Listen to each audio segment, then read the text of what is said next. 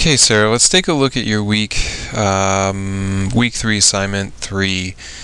The the shininess, the waxy shininess that you're seeing from the colored pencil is wax. Since the colored pencils are bound, the pigment in them is bound together by kind of a wax material, and so if you start to lay in colored pencil over top of colored pencil over top of colored pencil, and you are putting quite a bit of pressure with it, it's going to start to build up kind of that wax. And what happens eventually is that some of the wax that doesn't have pigment in it kind of rises to the front, which is called bloom, and it creates this kind of foggy white stuff that just you can't really get rid of. So what this tells me is I think you're using colored pencil too heavily. I think you need to ease up on the colored pencil. We had said this in the last assignment as well, and really let the marker kind of do most of the work for you. You shouldn't be using colored pencil to cover areas of color.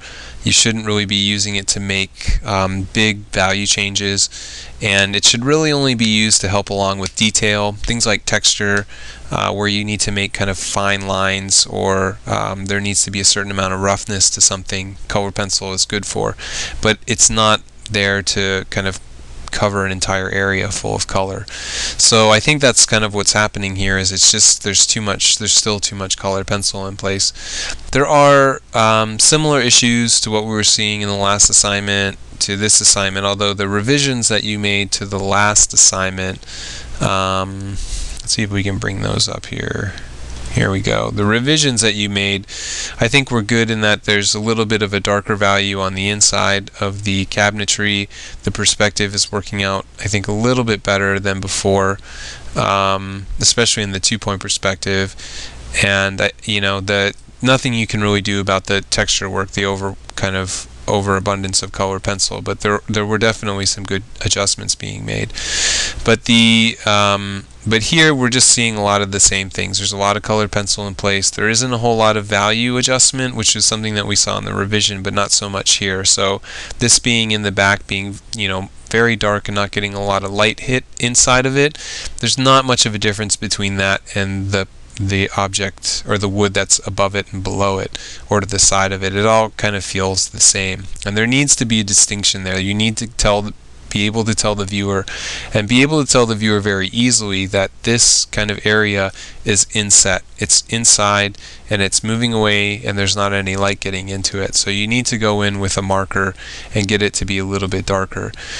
The other thing is there's not really any perspective. I don't notice anything going on in this that's suggesting that it's moving back into space. It just feels like a completely front-facing viewpoint, and we should be seeing a little bit of something occurring within here, where we should be able to see the top part of the of this kind of piece of wood. We should be able to see it moving back, and we should be able to see at the very least some distinction between the sides of it and kind of the back part of it, so that you get this sense of structure. But there isn't really anything in place here that's giving me that impression. I don't notice any line work. I don't notice any value change. So that, and I think along with not really having any cast shadows or anything that's in kind of having the environment and the object work together, it feels very flat from my end. I just don't see a whole lot kind of going on within it that's suggesting a sense of form, and it feels very flat because of it. So I think trying to get some perspective in there is going to be one of the bigger things, but then trying to get some value change in there as well. And even cast shadow, if you have some cast shadow underneath and a little bit of cast shadow on the environment behind it, that's going to help create kind of a sense of place, and it's going to make it feel a little bit more solid. There's some other things. Line work it's just a little wobbly. I think you need to use a straight edge. It's moving at an angle here inward, when I think it should be completely straight vertical. The background is a nice color, but there is definitely some kind of darker and lighter areas of overlap, and the ground plane doesn't really, for me at least, feel convincing in terms of any particular type of texture. It's different than the other elements within the room, but I couldn't tell you what it's trying to portray texture-wise, which I think is a bit of a problem.